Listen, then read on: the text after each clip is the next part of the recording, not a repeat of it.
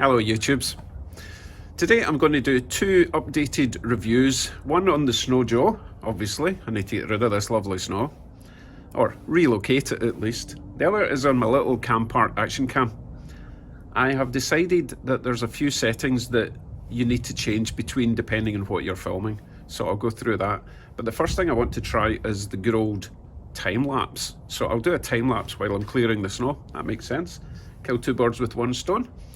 And then I'll get to the other setting, which is really important for if you're using your camera as a dash cam or just using it for footage as you're driving about. It's quite important. So as I say, I'll talk about that later. But first, let's set up the Snow Joe 22-inch electric snow thrower with a cord, and we'll get that driveway cleared. Okay, let's go.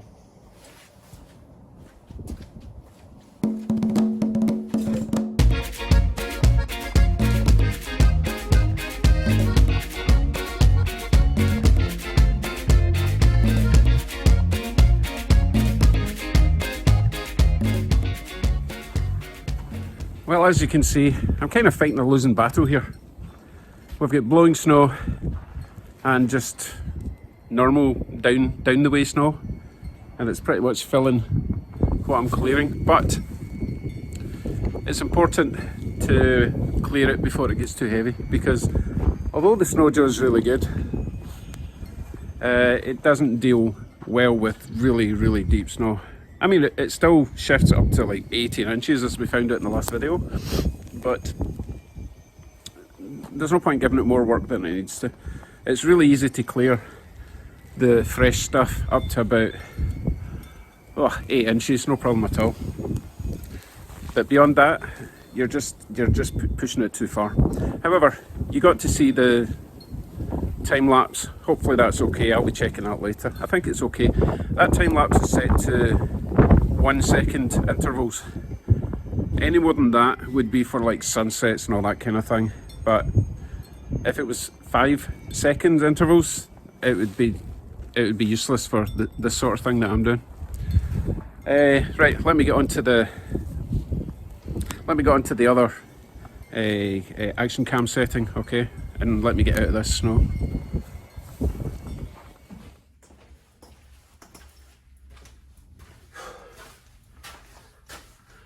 Cheers. Right, on the last action cam review video, I told you that my favourite setting was 2.7K at 30 frames per second with image stabilization on. However, you don't need image stabilization on if you've attached your action cam to something solid, like a car windscreen. If you're walking about, you know, with your camera in your hand or anywhere that there's going to be movement, then yeah, image stabilization is on. But as I said in the previous video, you can't record at 4K with the image stabilization on for this camera. Okay, not this camera, this is actually, you're watching this on my iPhone, just to be clear. So I discovered that if you change your setting to 1080p, you can move it up to 60 frames per second.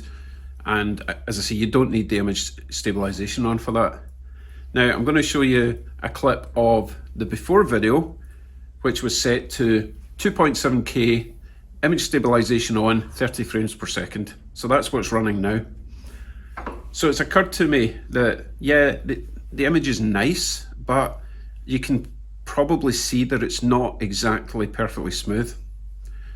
Now, not everyone is watching on a huge 4K TV. In fact, most people will be watching your videos on a handheld device, a phone, iPad, whatever. You don't actually need 4K. So my new favorite mode for recording in the car, in this case it was the truck and this next clip, I've reduced it to 1080p, 60 frames per second, image stabilization off. So have a look at this and you'll see the difference. Overall, the image quality isn't that much different. However, you can see how much smoother it is when you're moving along. And I think that is far more important than having a crystal clear, high dynamically contrasted video.